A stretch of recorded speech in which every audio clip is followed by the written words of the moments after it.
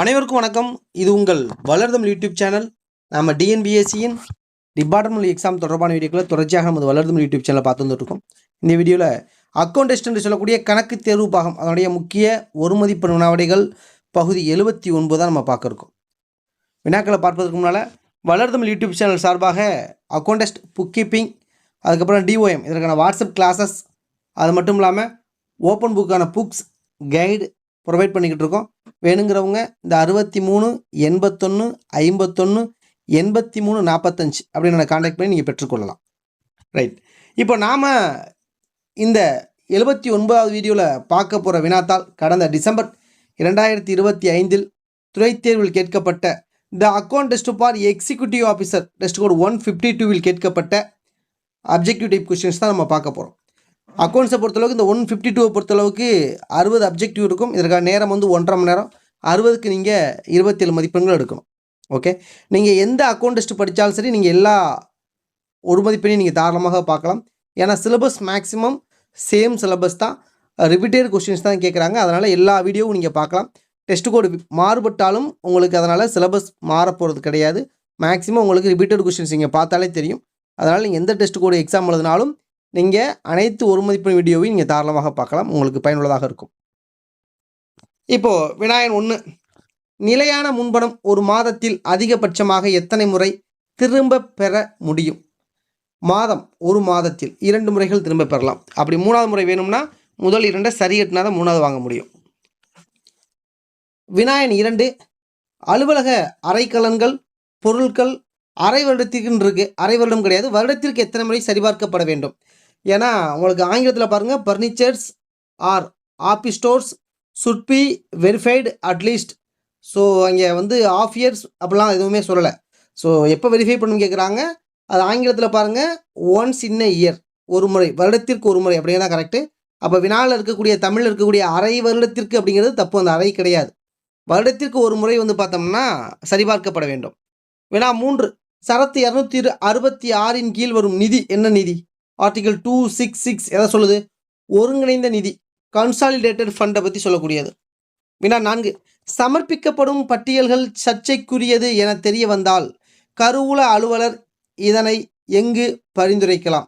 எங்கே? மாநில கணக்காக இருக்குது. சரிங்களா? சர்ச்சைக்குரியதாக இருந்துச்சு அப்படின்னா கண்டிப்பாக மாநில கணக்காக அவர் வந்து பரிந்துரை பண்ணலாம். வினா 5, அரசு பணியாளரின் பழகுனர் கால பணி அப்ரண்டிஸ் சர்வீஸ் அது தகுதியற்ற பணிக்காலம்தான். வினா 6, அரசு பணத்தினை கையாளும் ஒவ்வொரு காசாளரும் டேஸ் வைக்குமாறு பணிக்கப்பட வேண்டும். பிணை வைப்பு, செக்யூரிட்டி டெபாசிட் கண்டிப்பாக பண்ணணும். ஏன்னா அவங்க அந்த கொடுக்கப்பட்ட அதிகாரத்தை துஷ்பிரயோகம் செய்தால், சரியாக பயன்படுத்தலைன்னா இந்த பிணை வைப்பு தொகையிலிருந்து அதை ஈடு செய்வாங்க. அதற்காக வைக்கிறது, வேற ஒன்றும் இல்லை. வினா 7, மாநில சட்டமன்றத்தால் செலவினத்திற்காக அங்கீகரிக்கப்படும் தொகை ஒதுக்கீடு தான். மாநில சட்டமன்றத்திற்காக நம்ம நிதி ஒதுக்கீடு பண்ணுவாங்கள்ல, ஒதுக்கீடு தான் அங்கீகரிக்கப்படும். அதனால் ஒதுக்கீடு கரெக்ட். வினா 8, அரசு பணம் வங்கியில் வைப்பு வைக்கப்படும் போது பொறுப்பு யாரிடம் இருக்கும்? அரசு பணம் வங்கியில் வைக்கப்பட்டோம் அப்படின்னா பொறுப்பு வங்கிக்கிட்ட தான் இருக்கும், வங்கி தான் வச்சுருப்பாங்க. ஏன்னா அவங்கள்ட்ட டெபாசிட் பண்ணியாச்சுன்னா அவங்க தான் முழு பொறுப்பு. வினா 9, அரசு ஊழியர் தனது முந்தைய பணிக்காலம் முழுவதும் இழப்பார் எப்போது வந்து பார்த்தோம்னா அவர் பாஸ்ட் சர்வீஸ் எப்போ இழப்பார் அப்படின்னு கேட்குறாங்க. பணி நீக்கம் அல்லது அகற்றம், சரிங்களா, டிஸ்மிஸ்டு அல்லது ரிமூவல் பண்ணாங்கன்னா அவருடைய முந்தைய பணிக்காலத்தை முழுவதுமாக இழப்பார். வினா 10, சரக்கு மற்றும் சேவை வரி ஆணையத்தினுடைய தலைவர் யாருன்னு கேட்குறாங்க. ஜிஎஸ்டி சொல்லுவோம்ல, ஜிஎஸ்டி கவுன்சிலுடைய தலைவர் யாருன்னு கேட்குறாங்க. மத்திய நிதியமைச்சர், யூனியன் ஃபைனான்ஸ் மினிஸ்டர். வினா 11, இயற்கை சீற்றத்தால் அசையா சொத்துக்களுக்கு இழப்பு ஏற்படும் போது உடனடியாக தகவல் அளிக்கப்பட வேண்டியவர். ஸோ யாருக்கு அளிக்கணும் அப்படின்னா ஒரு அலுவலர் அவருக்கு அடுத்த நிலையில் இருக்கக்கூடிய சுப்பீரியருக்கு பண்ணணும். சரிங்களா? அது யாராக இருந்தாலும் இருக்கலாம், அவருக்கு மேலே இருக்க சுப்பீரியருக்கு அவர் இன்ஃபார்ம் பண்ணணும். ஹெட் ஆஃப் த டிபார்ட்மெண்ட்டுக்கு அவசியம் இல்லை, அவருக்கு அடுத்த நிலையில் இருக்கக்கூடிய சுப்பீரியருக்கு இன்ஃபார்ம் பண்ணணும். வினா 12, இந்திய தலைமை தணிக்கை அதிகாரியின் அறிக்கையினை ஆய்வு செய்யும் குழு, அதான் பப்ளிக் அக்கௌண்ட்ஸ் கமிட்டின்னு சொல்லுவோம்ல, பொது கணக்கு குழு. வினா 13, சந்தன மரம், தேக்கு மற்றும் வனப்பொருட்கள் மீது தனிக்கவனம் செலுத்தி விற்பனை செய்பவர் யாரு? வனப்பாதுகாவலர், அவர் தான். சரிங்களா? வனப்பாதுகாவலர், கன்சர்வேட்டர் ஆஃப் ஃபாரஸ்ட். வினா 14 ஊதிய உயர்வு சான்றிதழுக்கான படிவம் என்ன? Increment certificate form number 49. வினா 15 28 ஆண்டு காலம் அரசு பணியை நிறைவு செய்த அலுவலர்களின் பணியினை ஆய்வு செய்பவர் யார் பண்ணுவார் அப்படின்னா தணிக்கை அலுவலர் பண்ணுவார். ஏன்னா அவங்க வந்து பார்த்தீங்கன்னா ரிட்டையர்மெண்ட் ஆகக்கூடிய சூழல் வரும். அதனால் அவங்களுடைய சர்வீஸில் ஏதோ ரிமார்க் இருக்கான்னு ஆடிட் ஆஃபீஸர் வந்து பார்த்தோம்னா ஆய்வு பண்ணுவார். வினா 16 சம்பளம் மற்றும் படிகளுக்கான அனுமதி ஆணை பட்டியலிடப்படாத நிலையில் எப்போது காலாவதியாகும்? எப்போது சம்பளம் மற்றும் படிகளுக்கான அனுமதி ஆணை அவங்க பட்டியலிட்டு தான் பிரச்சனை இல்லை, பட்டியலிடலை அப்படின்னா ஒவ்வொரு ஆண்டும் காலாவதி ஆயிரும். ஏன்னா அந்த பட்ஜெட் வந்து நெக்ஸ்ட் இயருக்கு வந்து பார்த்தோன்னா கவர்மெண்டால் நிதித்துறையால் அலாட்டட் பண்ணணும், இல்லைனா லாப்ஸ் ஆகிடும். ஸோ அது ரீசனாக கொண்டு காலாவதியாகும். பட்டியலிட்டுட்டாங்கன்னா பிரச்சனை இல்லை.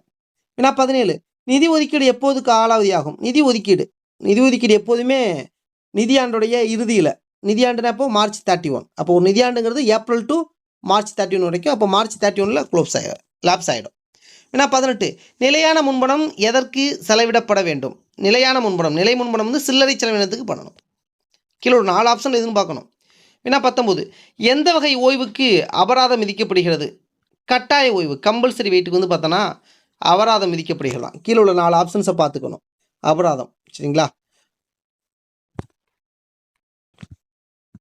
ஏன்னு பார்த்தோம் அப்படின்னா கட்டாய ஓய்வு யாருக்கு கொடுப்பாங்கன்னா தண்டனையாக பணிக்கப்படக்கூடிய பணியாளர்களுக்கு தான் கட்டாய ஓய்வு கொடுப்பாங்க. இல்லை நீங்கள் வந்து பார்த்தோன்னா அவங்களுடைய சர்வீஸ் சாட்டிஸ்ஃபைடாக இல்லை, ஏதோ ஒரு ரீசனுக்காக அவருக்கு வந்து பார்த்தோன்னா தண்டனையாகத்தான் அந்த கட்டாய ஓய்வை கொடுப்பாங்க. அதனால் அந்த தண்டனையில் ஒரு பகுதியாக அபராதம் விதிக்கலாம். வினா 20 மாநிலங்களுக்கு வழங்கப்படும் மானியம் எதிலிருந்து வழங்கப்படுகிறது? தொகுப்பு நிதியிலிருந்து தான், கன்சாலிடேட்டட் ஃபண்டிலிருந்து தான் மாநிலங்களுக்கு வந்து மானியம் வழங்கப்படுகிறது. வினா 21 சம்பளம் மற்றும் படிகளுக்கான நிலுவை பட்டியல் கோர அதிகபட்ச ஆண்டுகள். சம்பளம் மற்றும் படிகளுக்கு நிலுவை பட்டியல் நம்ம டேட்லேருந்து 3 ஆண்டுகளுக்குள்ள, அரிய டேட்லேருந்து 3 ஆண்டுகளுக்கு நம்ம நிலுவை பட்டியல் வந்து கோரலாம். அதற்கு மேலே போயிடுச்சுன்னா நம்மளுடைய அடுத்தடுத்த சுப்பீரியட் வந்து பெர்மிஷன் வாங்கிட்டு தான் நம்ம வந்து, ஏன்னா பட்ஜெட் ஃபண்டு வேணும்ல, வாங்கிட்டு தான் வந்து பில்லு கிளைம் பண்ண முடியும். வினா 22 பணம் பெற்று வழங்கும் அலுவலர்கள் செலவின விபரங்களை யாரிடம் ஒப்பு நோக்க வேண்டும்? பணம் பெற்று வழங்கும் அலுவலர்கள் செலவின விபரங்களை யாரிடம் ஒப்பு நோக்கு செய்ய வேண்டும் அப்படிங்கிறாங்க? கருவூல அலுவலர்கிட்ட, சரிங்களா? டிடிஓ டிராயிங் ஆஃபீஸர் ட்ரெஸரி ஆஃபீஸர்கிட்ட என்ன பண்ணோம்?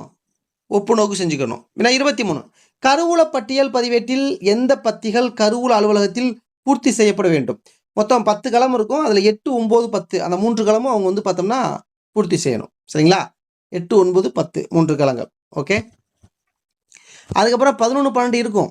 அது வந்து பார்த்தோம்னா வவுச்சர் நம்பர் எழுதுகிற மாதிரி இருக்கும். அதுக்கப்புறம் அந்த டிராயிங் ஆஃபீஸர் வந்து பணம் பெற்றுக்கொண்டதற்கு பிறகு அதில் கையொப்பமிடுற மாதிரி காசாக்கப்பட்ட நாள் எவ்வளவு தொகைங்கிறத ஃபில் பண்ணுறதுக்காக இருக்கும். ஓகே. 8, 9, 10 தான் டோக்கன் நம்பர், அப்புறம் வந்து அமௌண்ட் எவ்வளவு, அதுக்கப்புறம் சிக்னேச்சர், இந்த 3 காலங்கள் இடம்பெறும். ஏன்னா 24 ஒரு அரசு பணியாளரின் 18 வயதிற்கு முந்தைய பணி என்ன பணி? தகுதியற்ற பணி காலம்தான், சரிங்களா? தமிழில் பார்க்கும்போது ஒரு அரசு பணியாளரின் 18 வயதிற்கு முந்தைய பணி என்னன்னு கேட்டோம்னா தகுதியற்ற பணி, ஏன்னா அது பாய் சர்வீஸ். அதே வினா ஆங்கிலத்தில் பாருங்கள், the period of service rendered before 18 years are not include. Not இன்க்ளூடுன்னு கேட்டுக்கிட்டாங்க. நாட் இன்க்ளூட்னா கண்டினியூஸ் சர்வீஸ் அல்ல. ஸோ கண்டினியூஸ் சர்வீஸ் அல்ல, அப்போ தொடர் பணி கிடையாது அப்படிங்கிற மீனிங் வரணும். ஸோ தமிழாக்கம் பண்ணும்போது கொஞ்சம் விட்டுட்டாங்க, ஒரு வேர்டை விட்டுட்டாங்க. முந்தைய பணி எதில் பொருந்தாது இல்லை எதில் சேராது அப்படின்னு கேட்கணும். தொடர்பணி அதில் வந்து சேராது, ஏன்னா அது வந்து பாய் சர்வீஸ். ஸோ ஆங்கிலத்தை பேஸ் பண்ணும்போது ஆப்ஷன்ஸ் கரெக்டு, தமிழை பேஸ் பண்ணும்போது பி ஆப்ஷன் கரெக்டாக இருக்கும். ஸோ ஆங்கிலத்தோட தான் ஃபைனல். ஏன்னா 25 முத்திரை தீர்வைகள் யாரால் விதிக்கப்படுகிறது? முத்திரை தீர்வைகள் யாரு? ஸ்டாம்ப் டியூட்டிஸ் இந்திய அரசு தான். ஏன்னா 26 மாநில அரசால் மேற்கொள்ளப்படும் செலவினங்களை தணிக்கை செய்ய அதிகாரம் படுத்தப்பட்டவர்கள் யார் அப்படிங்கிறாங்க. ஸோ தணிக்கை செய்ய வந்து மாநில கணக்காயர், அக்கௌண்டன்ட் ஜெனரல் தான். ஏன்னா 27 மாநில திட்டத்தின் பட்ஜெட் குறியீடு என்ன? மாநில திட்டத்தினுடைய பட்ஜெட் குறியீடு 2 ஏன்னா 28 எவ்வகையான வைப்பு நிதியினை மாநில கணக்காயரின் அனுமதி ஆணையின்றி திரும்ப வழங்கலாம்? எவ்வகையான வைப்பு நிதியினை? குற்றவியல் நீதிமன்ற வைப்பு இருக்குல்ல, கிரிமினல் கோர்ட் டெபாசிட், அதை வந்து பார்த்தோம்னா மாநில கணக்காயருடைய அனுமதி இல்லாமலே ரிட்டர்ன் கொடுத்துடலாமா? வினா 29 வருங்கால நன்னடத்தை அதை அனுமதிப்பதற்கு மறைமுக நிபந்தனையாக உள்ளது எதை? ஓய்வூதியத்தை. ஸோ ஓய்வூதியத்தை வந்து பார்த்தோம்னா நிபந்தனையாக உள்ளதாம். வினா 30 அரசு பணியாளரை பணியிலிருந்து விலக்க இல்லை நீக்கம் செய்ய அதிகாரம் அளிக்கும் இந்திய அரசியலமைப்பு சரத்து எது? ஸோ பணியாளருடைய பாதுகாப்பை பற்றி சொல்லக்கூடிய சரத்து ஆர்டிகல் 311 தான். ஸோ அரசு பணியாளரை பணியிலிருந்து நீக்க விலக்க செய்யும் அதிகாரம் இந்திய அரசியலமைப்பு சட்டத்தினுடைய சரத்து எதை சொல்லுது? 311. அதாவது பணியாளருடைய பாதுகாவலன் அப்படின்னு சொல்லலாம் அந்த ஆர்டிகல் வந்து சொல்லலாம். ஸோ எல்லாரையும் அவளை எளிமையாக பணி நீக்கமோ இல்லை வந்து பணி விலக்கலோ செய்ய முடியாது அப்படின்னு விதி சொல்லுது. ஸோ இந்த வீடியோவில் வந்து முதல் 30 வினாக்களை பார்த்தாச்சு. அடுத்து 80வது பகுதியில் மீதி இருக்கக்கூடிய 30 வினாக்களை பார்க்கலாம். மீண்டும் இது போன்ற துறைத்தேர்வு தொடர்பான பல்வேறு வீடியோக்களை பெற நம்ம வளர்தமிழ் யூடியூப் சேனலை சப்ஸ்கிரைப் பண்ணுங்கள், நண்பர்களுக்கு ஷேர் பண்ணுங்கள். மீண்டும் மற்ற வீடியோவில் சந்திப்போம். நன்றி.